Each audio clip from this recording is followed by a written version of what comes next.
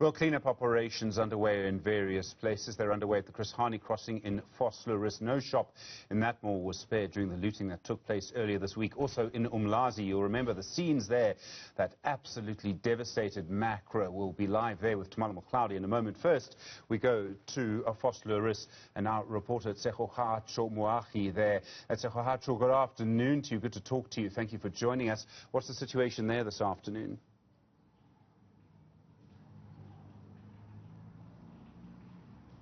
Good afternoon, Stephen. So the situation really is extremely calm. I mean, what we saw during the week, you would not even think that there was any kind of riot, except, of course, for the evidence that was left behind by those that stormed this particular mall in Vosloorus.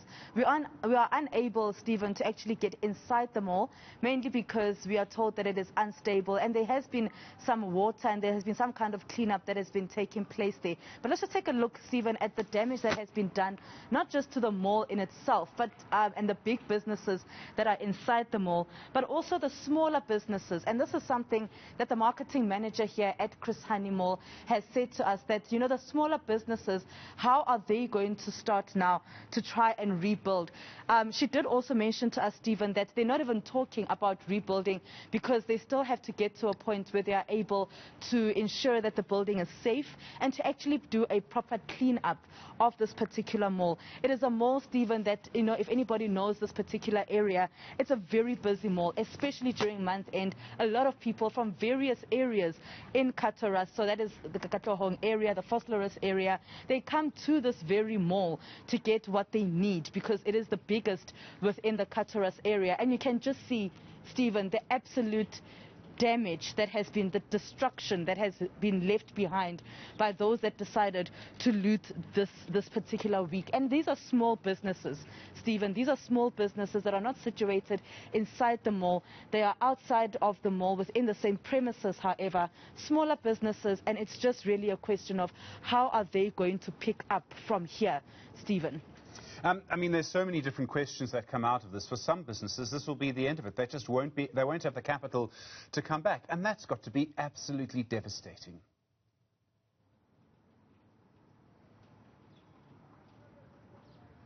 Absolutely, Stephen. I mean, it's not bad enough that COVID-19 ravaged some businesses and really left businesses on their knees. And now they have to deal with situations like this, where do you even start as a small business when something like this happens, when your doors are just shattered through, when people go into the particular business to take whatever they can possibly take. We understand that there's a pharmacy as well in this particular mall, and we understand that the owners of that particular pharmacy, when they came here yesterday, they were in tears, Stephen, in tears, because they just could not believe that the people that they service are the same people that could do this to their particular business. So it really is an issue of trying to find a way to pick up from this. But, you know, it's also a matter of, I don't think that there'll be many more of these small businesses that we will see here in Chris Hani, because it really is a devastating time, not just because of COVID-19, but now this looting has also caused quite a catastrophe to such small businesses. Tshego Moagi, thank you very much indeed. Well, let's move from Vosloorus to KwaZulu-Natal. Following that week of mayhem and looting, some business owners now afraid insurance won't pay their claims. Our reporter Tshego Moagi at the macro that was looted. It's in Umgeni Road, north of Durban.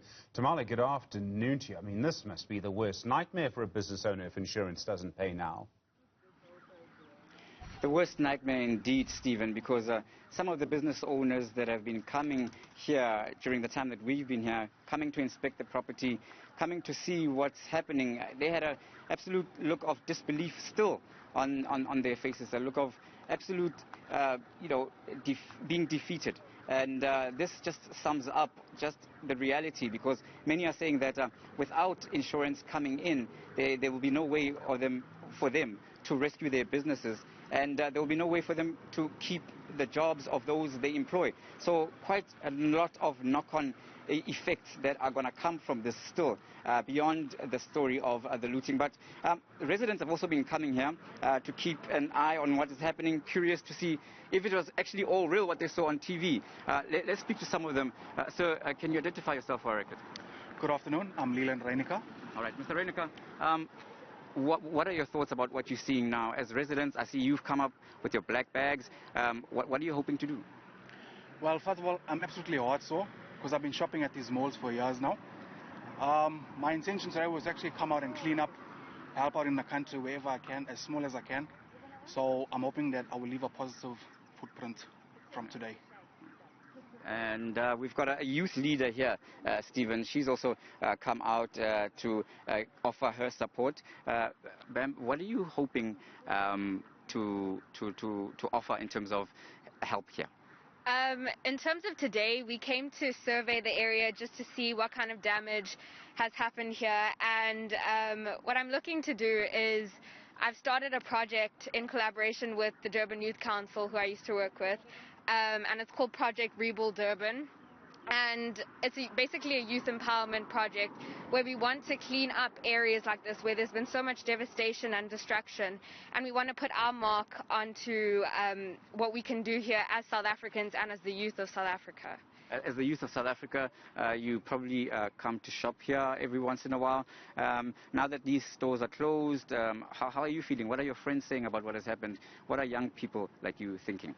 You know, we're all terrified, and we understand that this is a very complex issue, and although there's no way to justify it, we also have to be very understanding. And I think our generation is really good at that. And although we know that now things look really terrible, we know that we'll prevail as the youth, and we'll get through this together if we stick together and do things like community outreach and uplifting our Durban environment. All right. Thank you very much. Well put there. That was Kamishka Patha, who is one of the youth leaders here, who's come out to just see what she can do in terms of offering a helping hand. And that's really what people can do, offering a helping hand. I don't know how much can be achieved at this stage because the gates to these particular facilities, these warehouses, these complexes are closed still, and there's a security presence on hand.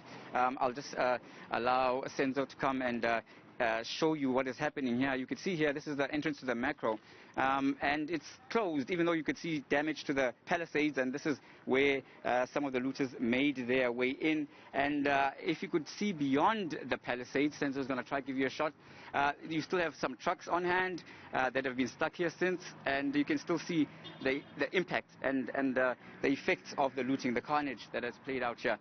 It's still very much evident. And it's going to be a long, long journey, Stephen, it seems. And what business owners are saying is that they just simply don't know what will happen and what the future holds. And that's the situation as it stands right now. Tumalo Mokhladi, thank you very much indeed. Indeed, very desperate for business owners, particularly people who don't have capital reserves. There are going to be so many conversations around that over the next couple of months, over the next couple of years, I'm afraid. Well,